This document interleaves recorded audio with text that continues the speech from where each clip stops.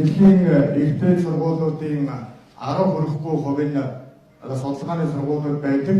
Энэ судалгааны сургуулиуд дотроос маш цөөхөн магистр, докторийн сургуулиуд ордог маш цөөхөн сургууль байдаг билээ.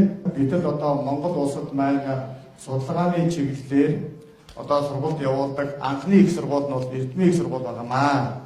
Эрдмийн их сургуулийг төгссөн өнөөдөр 10,000 гаруй оюутнууд байдаг. Гадаад дотоодын Орос, Япон, Хятад гэдэг. Ингээд манай оюутны төрсний холбоо бол жилээр тусам олон өргөжинд хийж байгаа. Манай төгсөгчид бол одоо ажлын талбарт маш хурдан гардаг.